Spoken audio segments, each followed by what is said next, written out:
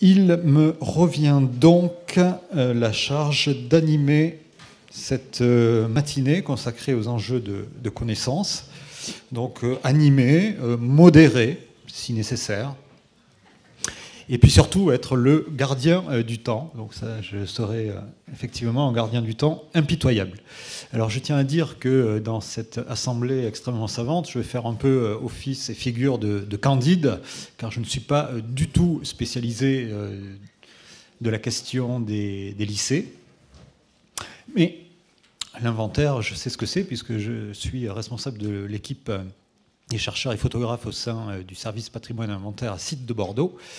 Et donc j'ai la charge d'être aujourd'hui face à vous pour animer cette matinée consacrée aux enjeux de connaissance. Alors, suite à cette introduction tout à fait magistrale d'Éric Cron, qui a permis de dresser un panorama très très complet, très diachronique de cette histoire des lycées, non seulement cette histoire régionale, mais qui s'inscrit dans des enjeux nationaux, eh bien, ces enjeux de connaissance dont il va être question ce matin, enjeu qui dit connaissance, et dit problématisation. Donc là, c'est l'ancien lycéen que je suis, qui a quand même souvenir de ces leçons lycéennes. Et donc, on pourrait formuler les enjeux de ce matin sous forme de questions en demandant en quoi la connaissance, l'inventaire des lycées contribue à l'émergence d'un patrimoine et comment l'invention de ce patrimoine peut contribuer à l'enrichissement collectif. Alors, contribuer à l'enrichissement collectif, c'est d'abord l'enrichissement d'une certaine manière de la région qui est dépositaire de ces établissements pour la prise en compte des projets immobiliers. C'est l'ensemble de la communauté éducative qui peut s'emparer de ces données qui sont produites dans le cadre de l'inventaire pour constituer des outils pédagogiques. Et puis, ce sont surtout, je dirais, les élèves qui sont les premiers utilisateurs de ces bâtiments qui vivent dans ce patrimoine. Et on peut dire que finalement, ce travail de connaissance qui est porté donc à la connaissance de tous et des lycéens, contribue finalement à un cheminement citoyen éclairé. Alors la connaissance maintenant, je pense qu'Éric Cron l'a dit tout à l'heure, c'est le premier maillon de la chaîne patrimoniale. Et donc cette connaissance contribue à porter le regard sur un objet architectural et sur des éléments mobiliers, ne pas oublier le mobilier, non pas seulement en gestionnaire d'un parc immobilier. Ça, c'est une responsabilité qui est effectivement assumée par la région. Et donc, ce sera une question qui sera abordée demain matin, la question de la construction, de la réhabilitation des établissements. Mais dans le cadre de cette connaissance du patrimoine, c'est porter un regard d'expert sur le patrimoine qui est considéré comme un corpus d'œuvres. Corpus d'œuvres qu'il convient de documenter, de déterminer les traits communs et les singularités. Et au final, donc, inventer un patrimoine là où jusqu'alors le regard ne se portait pas. Ça nécessite une doctrine d'action, une praxis. Ça nécessite une méthode, des modes opératoires, et ça nécessite des moyens. Et donc c'est ce qui est entrepris aujourd'hui dans une dizaine de régions en France, non seulement par l'inventaire, mais aussi par d'autres acteurs de la recherche, je pense en particulier à l'université. Et donc c'est ce à quoi nous allons aujourd'hui, c'est ce qui va être exposé ce matin, au travers de 5 interventions. Alors la première intervention, je suis très heureux de vous présenter Bertrand Charnot et Stéphanie Cazeneuve, qui sont 2 chercheurs du service régional du patrimoine et de l'inventaire sur 2 sites différents. Stéphanie qui est à Limoges-Poitiers et Bertrand qui est à Bordeaux. Et donc ces 2 chercheurs vont nous présenter un état des lieux d'une opération d'inventaire qui est en cours sur les lycées de la région. La parole est à vous et je vous donne le micro parce que je ne suis pas sûr que celui-ci fonctionne. Bonjour. Donc si l'exposition qui va vous être présentée, je crois, dans le réfectoire, évoque l'histoire des lycées à travers des exemples régionaux, si le numéro spécial de la revue Arcade propose des articles consacrés à des établissements en reflet de certaines périodes de l'histoire de l'architecture des lycées en région Aquitaine. Ce modeste exposé va tenter de façon succincte de présenter l'état des lieux donc de l'opération d'inventaire en cours consacrée au patrimoine des lycées. Il s'agit d'une présentation et non pas d'une démonstration. On l'a dit, le temps de la synthèse n'est pas venu. La synthèse viendra lorsque le corpus des établissements existants sur le territoire de la région Nouvelle-Aquitaine sera fait. Donc, Alain Besquil a dit, moi je suis chargé de l'inventaire des lycées sur le territoire de l'ancienne Aquitaine, les 5 départements. Stéphanie Cazeneuve est chargée de l'inventaire des lycées sur le territoire limousin, Poitou-Charentes. Et elle va maintenant, nous allons travailler à 2 voix, présenter l'aspect institutionnel de cette opération. Et je reviendrai après sur la méthode.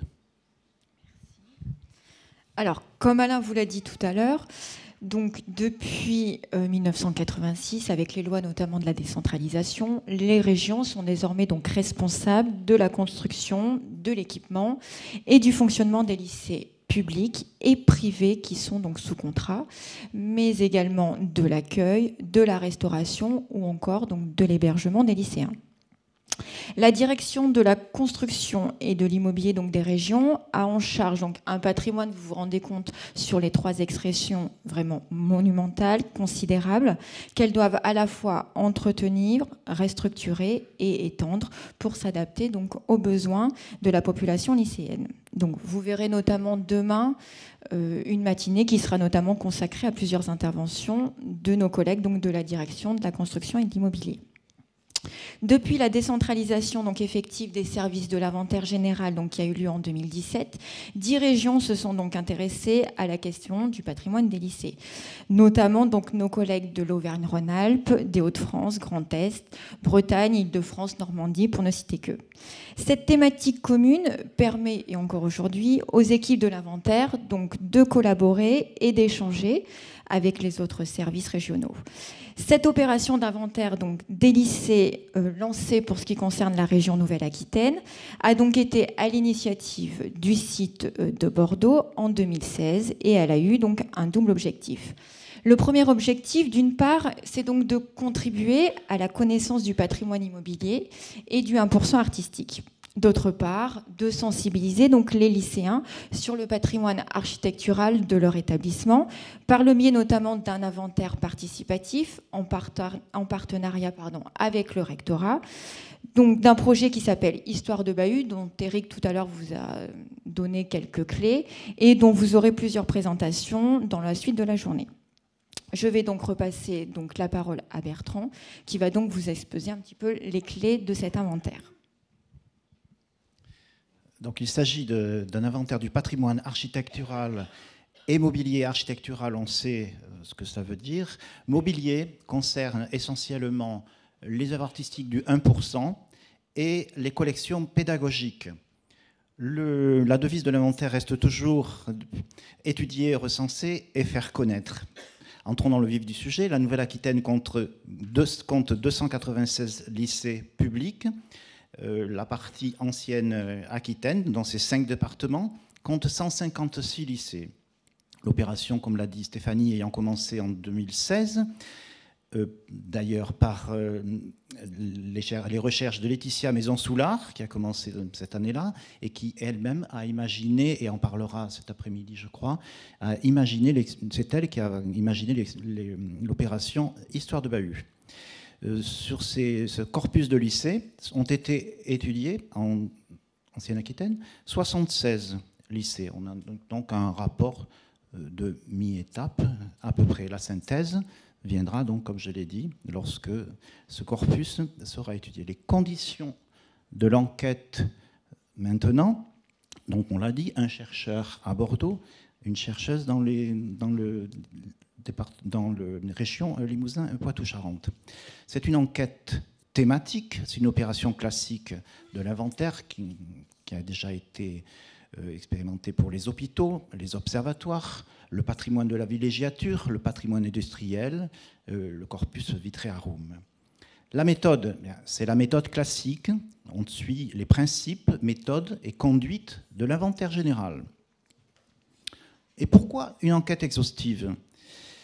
Eh bien, parce que d'abord, on peut dire que le corpus n'est pas si étendu que cela, que l'on en arrive au bout, j'allais dire, de l'étude, et que donc, on ne pourra tirer des conclusions vraiment pertinentes que lorsque les familles auront été réunies, mais à un niveau national, et pas à un échelon seulement régional, ça a déjà été dit. On pourrait penser que chaque établissement est ce qu'on appelle un unicum, et donc une œuvre exceptionnelle. On verra comment sont regroupés par famille, puisque c'est le principe d'étude de l'inventaire, mais cette fois à une échelle pertinente nationale. L'opération se déroule de façon classique, c'est un aller-retour entre le terrain et les archives, qu'elles soient nationales, régionales. Régionales, les travaux, bien sûr, les précieux travaux, les dossiers de travaux, départementales, communales, éventuellement les archives dans les lycées, bien que ce ne soit pas la mission des lycées de conserver ces archives de la construction, en particulier celles qui nous intéressent. Élaboration, études bibliographiques, études des cadastres modernes et anciens, les cartes modernes et anciennes, les photos aériennes, bien précieuses aussi de l'IGN, qu'on ait remonté le temps, les fonds d'archives de la Cité de l'Architecture, dont nous avons profité notamment, par exemple, pour l'histoire du lycée de Grand-Air ici. La priorité, il en fallait une, face à ce corpus, était d'étudier les établissements concernés par le programme prévisionnel d'investissement de la région. C'est-à-dire, on s'est dit qu'on allait aller vers les dossiers, les établissements qui allaient présenter des travaux importants et arriver en quelque sorte avant une restructuration importante. Voilà une priorité. Une autre a été aussi géographique, c'est-à-dire de répartir l'étude par rapport au territoire. Et une autre aussi, c'était par le biais de l'opération de Histoire de Bahut, de profiter de l'opération de l'Histoire de Bahut pour visiter et faire l'étude des établissements où se passait l'opération. Voilà. Alors, comment aborder la présentation? Eh bien, bon, finalement, de quoi est composé un lycée? Quel est le programme? Voilà. Donc, seront présentés ici quelques exemples eh bien, de ce quoi est composé un lycée. C'est-à-dire, qu'est-ce qu'on veut? On veut des bâtiments qui abritent les salles de cours, des bâtiments qui abritent pour les établissements techniques des ateliers, un CDI, un gymnase, on en a parlé, une cour d'école, un internat, un réfectoire, salle polyvalente, une circulation intérieure et extérieure. Et puis, on parle aussi, évidemment, du 1% artistique, dont on fera des exemples tout à l'heure. Première, donc, ici, diapositive, comment ne pas parler. Éric en a parlé du lycée, un grand lycée prestigieux, du lycée Montaigne à Bordeaux, ici à gauche, construit, qui d'abord occupe un collège jésuite de la Madeleine datant du XVIe siècle et reconstruit par l'architecte Charles Burguet en 1877, prolongé ensuite par l'architecte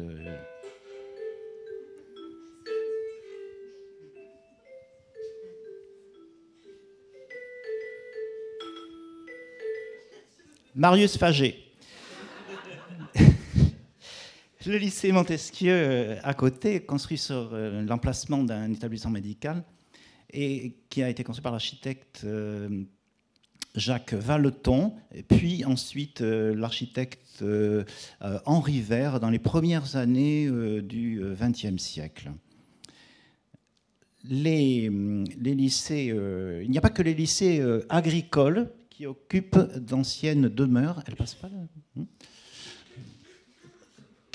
qui occupe d'anciennes demeures ici présentées 18 et 19e siècle. On voit évidemment le lycée Henri Brul de Libourne.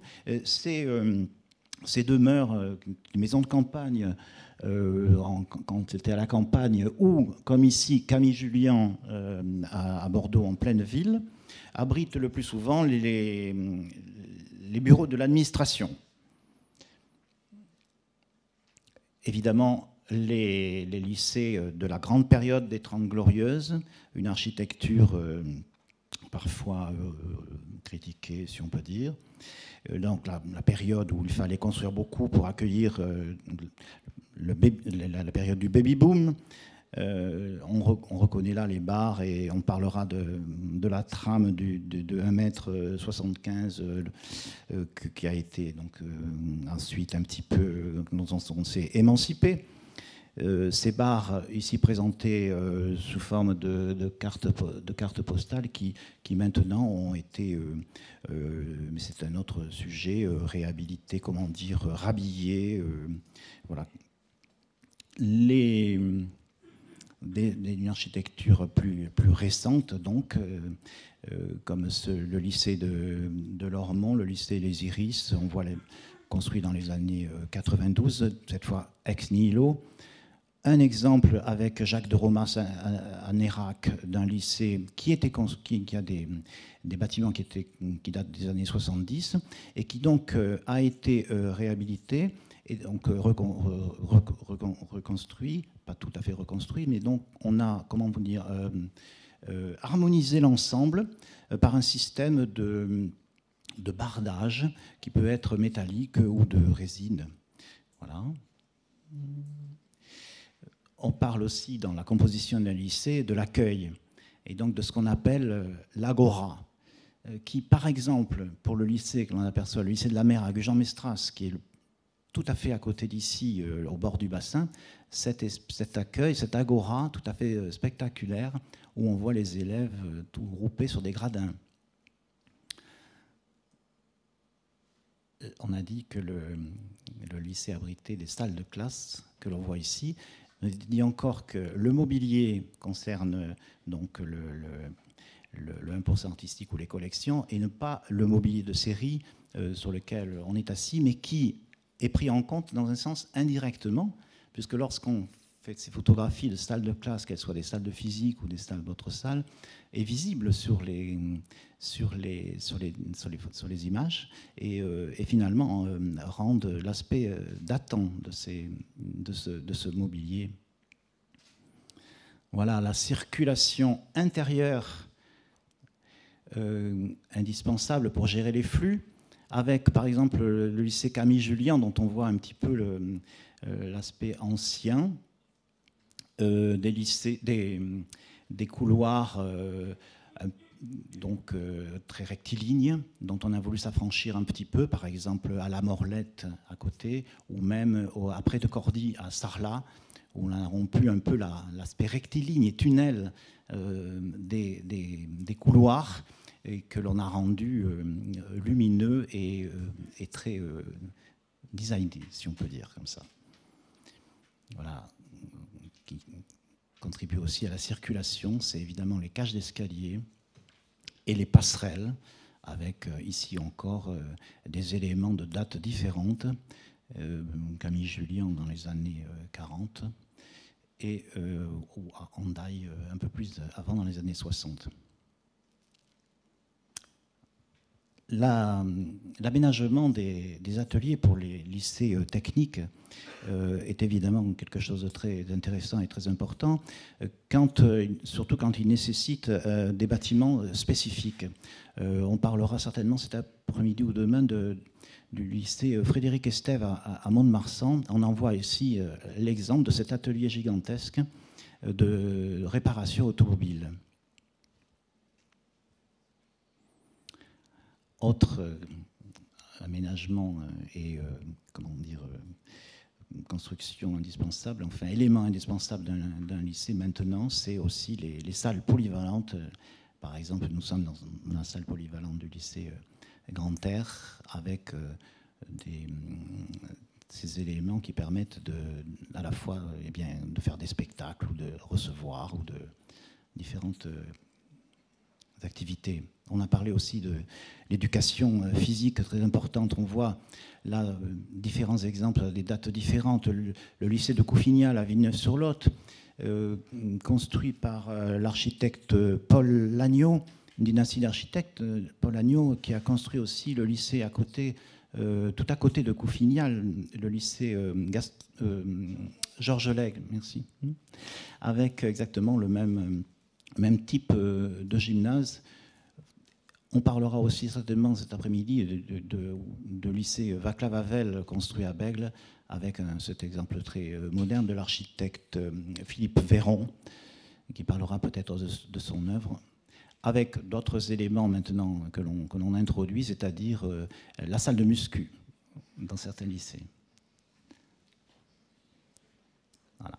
Les éléments du patrimoine mobilier. Évidemment, Éric a parlé de Bertrand de Born à Périgueux. On en voit là une photographie. Et puis, quelques autres collections finalement assez modestes dans le lycée Fazanis à Todens, le lycée agricole. Et puis en ville, le lycée Camille Julien, ces collections qui sont un petit peu, on peut dire, remisées dans des armoires et dans des couloirs. Et pour terminer sur le décor, c'est-à-dire le 1%, que l'on verra donc tout à l'heure dans le lycée Grande-Terre d'Arcachon, dans le réfectoire, avec ces grandes fresques mosaïques de, je pense, Yves Trévédy ici. Autre exemple, dans le lycée Frédéric Estève de Mont-de-Marsan, qui a été construit dans les années 70, dont peut-être l'architecte Michel Laurens, qui a fait la réflexion à la fois de ce lycée et qui est en chantier pour le lycée de Naves, près de Tulle. Et donc le 1% de Vincent Béchaud et Marie-Laure Bourgeois au lycée Václav Havel, à 1%, composé de différents éléments. Autre 1%, c'est à côté, dans le lycée, juste à côté, le lycée Jean Condorcet, où je crois nous irons.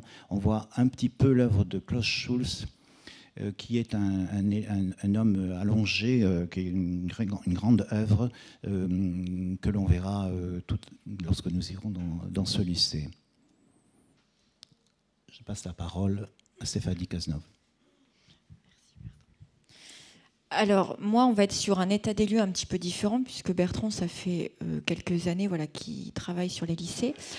Moi, en ce qui concerne donc l'ex-région Limousin et l'ex-Poitou-Charentes, l'étude n'a commencé véritablement qu'en juin 2019. Donc, je ne vais pas pouvoir vous présenter énormément de choses. Ma foi, pour ce qui concerne le corpus donc, du Limousin, de l'ex-Limousin, on va être donc sur 53 sites à étudier. Alors, je dis sites puisque, en fait, on peut avoir 2 lycées sur un même site, puisqu'on peut avoir à la fois un lycée général et un lycée technique. Voilà. Donc, je parle de sites. Donc, 53 sites à étudier, dont 8 privés qui sont sous contrat avec la collectivité, et donc qui sont répartis, donc, comme vous le voyez sur le diagramme ci-dessous, puisque vous avez donc 21 établissements donc, pour la Haute-Vienne, 9 pour la Creuse et 15 pour la Corrèze. Et puis après, voilà, des établissements privés que nous, on intègre au corpus, puisque le corpus n'étant pas énorme, on peut se permettre de les étudier dans leur totalité. Voilà, donc 4 pour la Corrèze, on n'en a pas pour le département de la Creuse, et par contre, on en a de nouveau 4 pour la Haute-Vienne. Donc pour l'ex-Limousin, on a une répartition donc, de la sorte, avec effectivement une grande majorité de lycées qui ont été construits donc, après les années 1950. On en a également une grande majorité au XIXe siècle. Vous avez vu ce matin, Éric vous a parlé donc de Gay-Lussac, qui est donc l'ancien collège jésuite, qui a été pas mal remanié. On verra quelques photos tout à l'heure.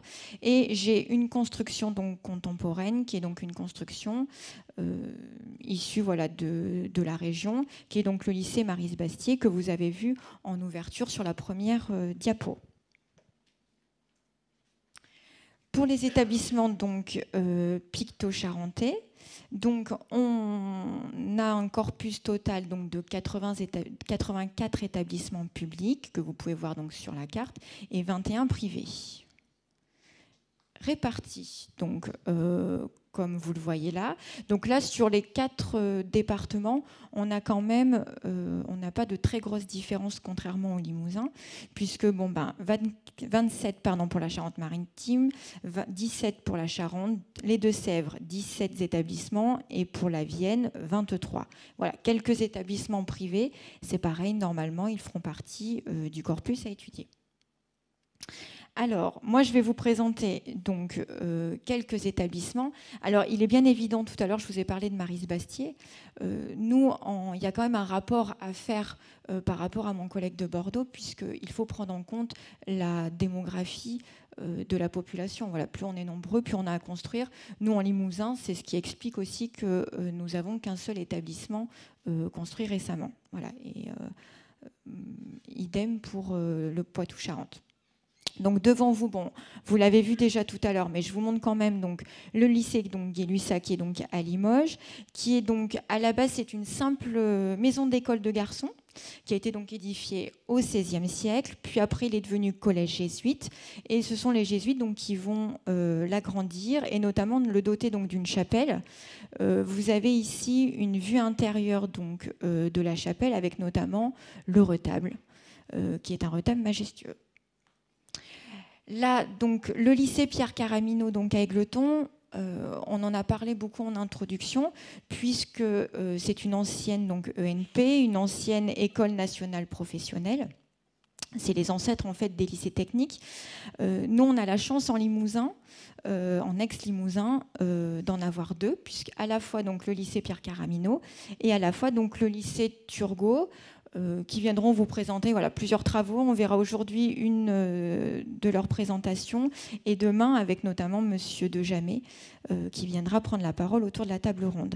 Donc ces anciennes ENP, ce sont des établissements, pour faire un point quand même d'historique, qui sont créés à la base par des décrets ministériels. À la base, on n'avait que 4 écoles qui ont été construites donc, à partir de 1880. Et devant le succès donc, de ces 4 écoles, au total, on va avoir entre 1880 et 1960 donc 29 ENP qui vont être construits, dont notamment donc, 21 de garçons, 6 de filles et 2 mixtes dans le secteur donc, de l'horlogerie. Et 2 sont, donc, comme je vous l'ai dit tout à l'heure, donc en Nouvelle-Aquitaine, donc Égletons en Corrèze que vous avez là sous les yeux, et Limoges en Haute-Vienne. Donc Égletons, c'est vraiment une ville dans la ville, puisqu'on a à la fois donc, ce bâtiment central voilà, que vous voyez bien. À l'arrière, on a donc le stade, la partie des ateliers, et puis donc les internats. Et les salles de classe, donc réparties, donc 4 pavillons pour tout simplement un pavillon par année. Voilà. Le lycée des métiers du bâtiment de Felletin. Donc, il est évident qu'avec la tradition des bâtisseurs limousines et notamment donc les maçons de la Creuse, le site de Felletin était directement trouvé, avec notamment une première école qui ouvre donc à Felletin toujours en 1912. Et on va penser, vu le succès de l'école, rapidement à faire construire donc un nouveau site que vous voyez là, avec toute la partie basse, donc les ateliers, et le bâtiment central, donc qui regroupe notamment donc les salles de cours et le CDI. Et à l'ouest, voilà, vous avez donc la permis des internats. Pardon. Le lycée Marcel Barbancé, donc spécialisé dans la mécanique agricole. Donc eux, donc là je vous ai mis voilà, une vue générale de la nouvelle construction donc, qui date des années 60. Une première école en fait a été faite sur le même site mais de l'autre côté de la rue, en amont, donc en 1927, qui fait d'ailleurs toujours partie aujourd'hui donc, du lycée. Et donc l'établissement est agrandi dans les années 60, je vous l'ai dit, par donc cette nouvelle construction. Georges Muguet, tout à l'heure, vous avez vu avec Bertrand des œuvres du 1%. Donc c'est Georges Muguet pour ce lycée-là qui va s'occuper donc de la mosaïque. Mais vous avez également donc à l'entrée, on les aperçoit, avec donc notamment donc les cariatides qui ont été faits donc par l'artiste Prosinski. qui font partie d'un programme entier.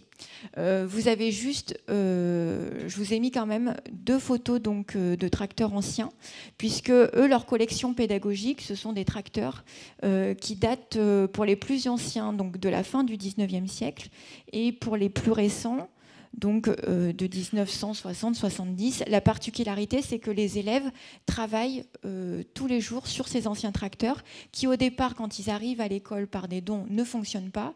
Et le but, c'est évidemment donc, que les lycéens donc, travaillent dessus. Le lycée agricole donc, de Magnac-Laval, alors je me dépêche, donc, on est donc sur donc un domaine complet avec effectivement une ancienne demeure que vous voyez là et des constructions récentes voilà, tout autour qui ont été donc aménagées. Alors je passe donc rapidement donc, quelques démonstrations, quand même quelques photos donc, du corpus picto-charentais. Donc le lycée agricole de l'Oisellerie, qui donc prend place quand même dans un château du XVe siècle, bon, qui a été remanié effectivement par la suite. Et donc le lycée est installé dans cette demeure dès 1902. Le lycée pilote innovant international donc, de Jaunet-Marigny donc, dans le 86. Donc là, c'est pareil, donc l'établissement, bon, on est à côté du Futuroscope, et si vous regardez bien, il ressemble à un vaisseau aérien. Mais c'est voulu, pour le coup, par les architectes, voilà, qui jouent ces derniers sur la transparence et sur l'implantation entre la masse et la légèreté. Le lycée Cordouan, donc à Royan, donc là on est sur une architecture contemporaine, et l'établissement a été entièrement restructuré entre 1995 et 1999. Le lycée de la Venise verte, donc cette fois-ci donc à Niort, donc lui, il a ouvert ses portes donc en 1989. Je vous invite quand même à regarder la photo du hall d'entrée. C'est un lycée qui est spécialisé dans l'automobile. Donc vous voyez le hall quand même avec ses couleurs et ses jeux un peu enfantins. Je me dépêche. Et pour finir, donc le lycée Victor Hugo donc, de Poitiers, qui donc à la base c'est un lycée de jeunes filles, qui a été construit donc, par les frères Martineau à partir de 1922. Voici, bon, c'était, voilà, vous avez vu que quelques photos. Vous aurez d'autres photos sur l'exposition, comme vous l'a dit Bertrand, donc qui va être installée dans le réfectoire. Donc je vous invite vivement à aller voir cette exposition et à regarder notamment les lycées qui y sont présentés. En Limousin et en Poitou-Charentes, comme en Aquitaine, on a également des collections pédagogiques, voilà, notamment la grande collection pédagogique donc d'Edmond-Perrier donc, de Tulle, et puis du lycée Turgot en Vienne. Et pour Poitou-Charentes, on a quand même le lycée Camille Guérin qui a une très belle collection pédagogique d'histoire naturelle. Voilà ce que je peux vous dire, en tout cas, sur donc, cette étude d'inventaire pour les lycées limousins et picto-charentais.